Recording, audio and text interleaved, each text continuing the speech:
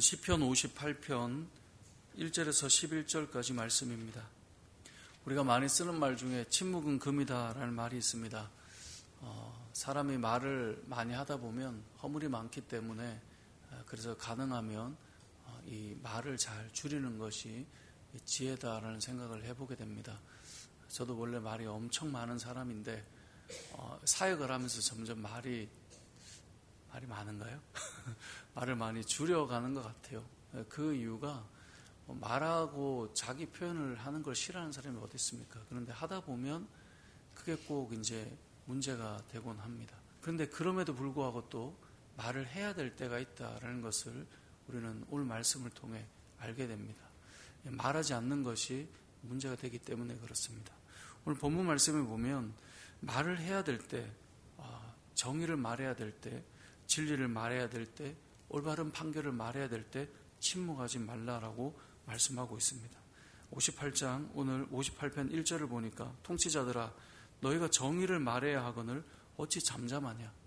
그러니까 지금 통치자들은 힘을 가진 사람이고 다스리는 자들이잖아요. 그래서 정의를 이들이 말해줘야 그 아래로 정의가 흐르게 되는데 정의를 말하지 않는 거예요. 그 다음 뭐라고 되어 있습니까? 인자들아 너희가 올바르게 판결해야 하거늘 어찌 잠잠하냐. 정의를 말하고 올바르게 판결해 주어야 될 사람이 그걸 하지 않으면 밑에 있는 그 아래로 내려갈수록 백성들과 수많은 사람들이 고통을 겪게 되는데 말하지 않고 침묵하는 거예요. 그냥 넘어가는 거죠. 그런 일들이 세상을 살다 보면 우리가 경험할 때가 있어요. 우리가 다니는 회사 속에서 또 마찬가지고 또 나라를 이렇게 세워가고 운영해야 될 정치인들 속에서도 이런 경험들을 할 때가 있죠. 엄청나게 외쳐주어야 될 것처럼 말하다가도 어떤 일에는 아무 말도 하지 않아요. 아무것도 표현하지 않아요. 왜 표현하지 않을까? 이런 생각을 해보게 되죠. 오늘 본문에는 그 이유를 말해주고 있어요. 여러 이유가 있겠지만 오늘 하나님의 말씀은 그들이 죄 가운데 있기 때문이다라고 말해요. 2절을 보세요. 아직도 너희가 중심에 악을 행하며 땅에서 너희 손으로 폭력을 달아주는도다. 이게 무슨 말이냐면 왜 너희 조용하냐? 왜 너희가 정의를 말하지 않고 왜 너희가 올바르게 판결을 해야 될 때 잠잠하냐? 근데 그 이유가 뭔가? 그들이 지금 악을 행하고 있기 때문에 그런 거예요. 그러니까 내가 통치자들이 다스리는 자들이 판결하는 자들이 내가 악을 행하고 있기 때문에 정의를 외치지 못하는 거예요.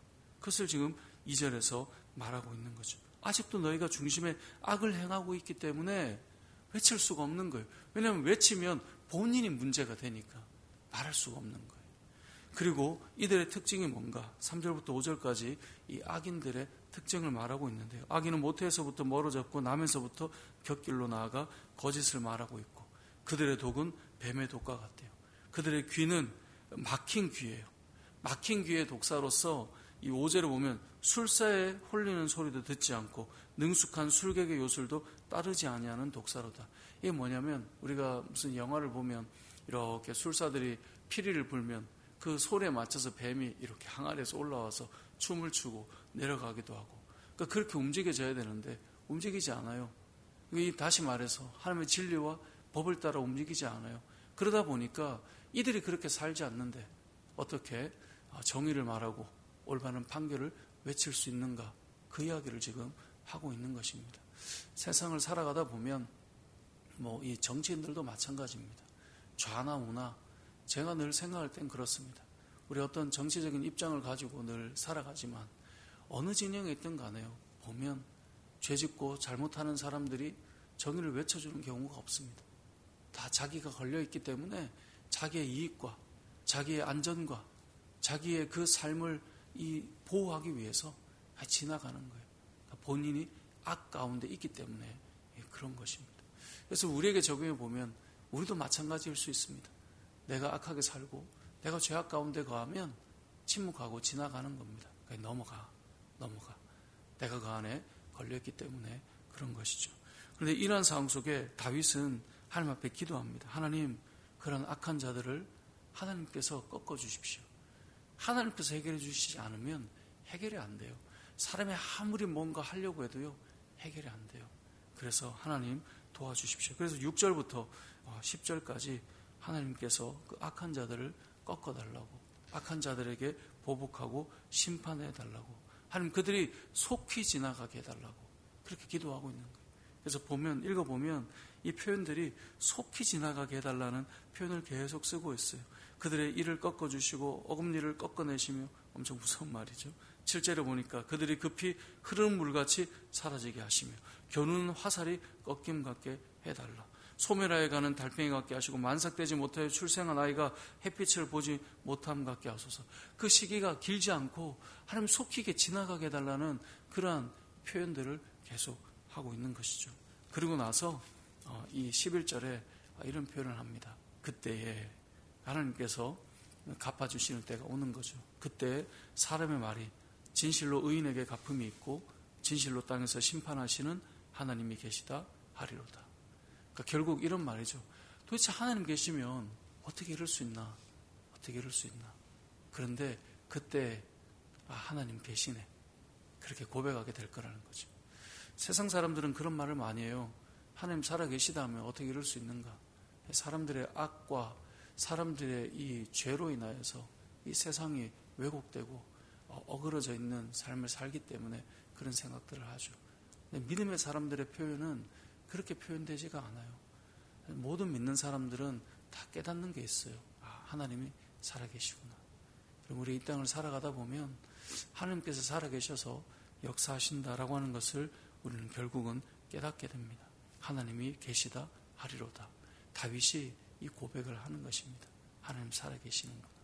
저와 여러분의 삶 속에 결국 우리의 인생은 하나님이 살아계시구나. 그것을 깨닫게 될 텐데요. 그러한 때가 다 오는 것입니다. 각자 사람마다 그 때가 다를 수는 있지만 그때에 하나님 살아계시네. 이 고백을 하게 될 텐데요. 말씀을 정리해 보겠습니다. 세상을 살아가다 보면 우리의 삶의 모든 영역을 보면 어떻게 이럴 수 있나?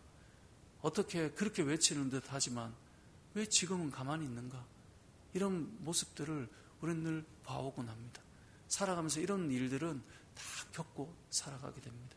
그것이 어느 세상의 영역이라 해도 정치나 경제, 사회, 교육, 문화, 언론, 심지어 이 종교라고 하는 이 교계 안에서도 저분들이 외쳤던 분들 아닌가?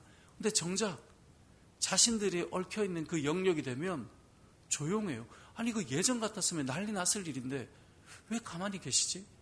그런 일들을 경험할 때가 있단 말이에요.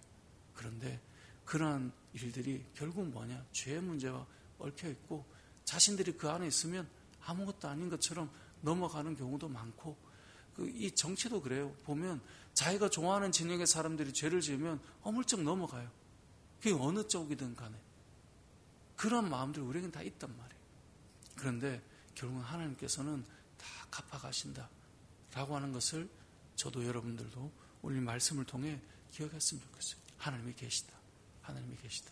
우리에게 적용한다면 하나님 살아계시기 때문에 저와 여러분은 하나님의 진리와 말씀 안에 서야 될 것이고 주님의 뜻 가운데 서야 될 것이고 그 뜻을 담대하게 선포하고 왜 잠잠하냐 라고 말할 때 외칠 수 있고 이렇게 가야 된다라고 선포할 수 있는 그런 마음들, 그런 진리 앞에 서 있는 사람들로 살아가며 우리가 세상 앞에 하나님의 살아계심을 선포하고 드러내며 또 증명하며 살아가는 저와 여러분의 삶이 되시길 주님의 이름으로 축복합니다. 아멘.